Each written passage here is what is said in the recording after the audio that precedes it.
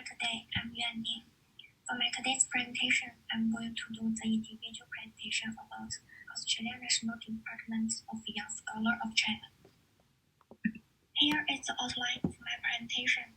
The country I chose is China, because China has a large population, rich market, and the fourth largest export scale in the world. In the first part, I will talk about China background information. China is also called the People's Republic of China. The People's Republic of China adopted the planned economic model in the early years of the founding of the People's Republic of China. Since 1980s, China's GDP has grown at an average annual rate of 10%. In 2001, China joined the WTO, entered the world economic system, and vigorously developed export trade. In 2019, the GDP exceeded $14 trillion, and the per capita GDP was $1,276. It's one of the countries with the fastest economic growth. China has become the world's second largest economy now. Large importing countries have an increasing influence on the world economy. The important thing is that China's manufacturing industry is developing very rapidly. The scale of China's manufacturing industry has surpassed the US to become the world's largest in 2010. The added value of manufacturing industry accounts for nearly 13% of the world. China has a complete reach of manufacturing industry. China is the only country in the world that has all the industry categories in the global industry classification. Therefore, China is the country of choice for Australia's collaboration. There are 4 elements in economic development: natural endowments, education, infrastructure, innovation, and entrepreneurship. In natural endowments, China has extensive deposits of coal, oil, and natural gas. About education, China's education law provides that children must complete 9 years of compulsory education, starting at the age of 7 or 6. According to the World Economic Forum's Global Competitiveness Report, China's overall infrastructure ranking jumped from 66 to 36 in 152 countries. On August 7, the Chinese Bureau of Statistics announced that China's per capita gross national income exceeded US $10,000 for the first time. China per capita gross national income reached US $10,210, which is higher than the average of middle income countries. Under the progressive powered pyramid model, China encourages private enterprises, private capital, foreign companies, state-owned enterprises, and other social capital to collaborate with the government and the participation in the construction of public infrastructure. Therefore, the PPP model can achieve higher economic efficiency and achieves value for money. On September 14, 2018, the latest statistic released by the Ministry of Financial of China showed that as of the end of July 2018, there were 7,876 comprehensive PPP projects nationwide with an investment of 11.8 trillion yuan.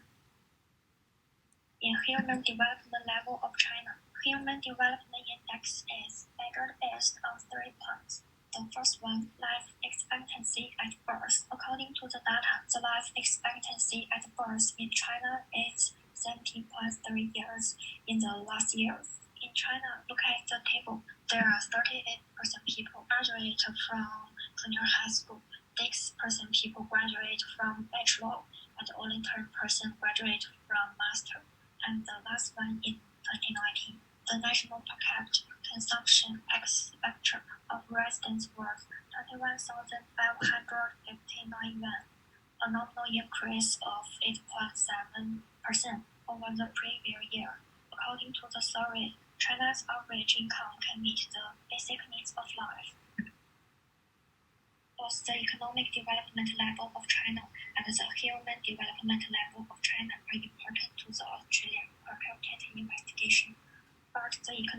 development level of China can be used as a key consideration for cooperative because an Australian company can partner with a country with a higher economic level. This can meet people's material needs, improve people's material and cultural living conditions, and improve people's living standards. China's manufacturing industry has become a major producer and exporter in the world. The cooperative between Australia and China can bring capital, technology, and products to the local area and solve the local employment, development, and taxation problems.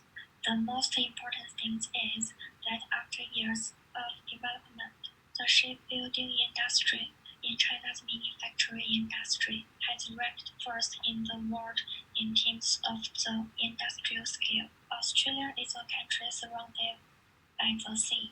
There is a great demand for ships and an excellent ship industry cooperative development. China belongs to near mercantilism. Near mercantilism means liquid political power with economic power and economic power with a balance of trade surplus. Also boosts export and limit import. China's near mercantilism statistics include promoting nationalism and patriotism, stockpiling gold and foreign reforms, striving for favorable balance of payment, fair exchange rate, manipulation, tariffs, export subsidies, and other trade protections. The industry I choose is the shipbuilding industry in the manufacturing industry.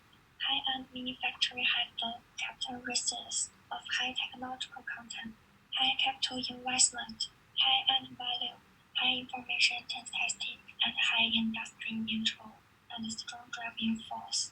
China should focus on high-efficiency industries because this can bring better advantages. For example, China's cultural advantages. China has thousands of years of Chinese history and culture.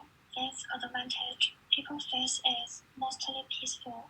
Resource advantage. China's vast land and resource, rare earth resource. China's rare piles of earth account for 19% of the world's rare earth resources. Many high-tech products need it. Advantages of the industrial system. China has a relatively sound and complete industrial system. In principle, all products can be produced in one line, which is less restricted by other countries. China's manufacturing industry has acquired low and middle-end technological transfer from developed countries, low production cost, increased employment and economic growth, and increased national fiscal revenue. The most important thing is to increase the level of productivity, indirectly increase the economic level and fiscal revenue, and stabilize the domestic situation and foreign environment. According to surveys on economic development level of China and human development level of China, China's manufacturing shipping industry is very suitable. As an Australia partner company, this can promote the development of the two countries and make Australia companies better and better. China and Australia trust and support each other so as to reach a new position for establishing a comprehensive strategic partnership. Let China and Australia become the truest friends. Here is my reference list. I know Shannon cover sheet. Thank you for your listen.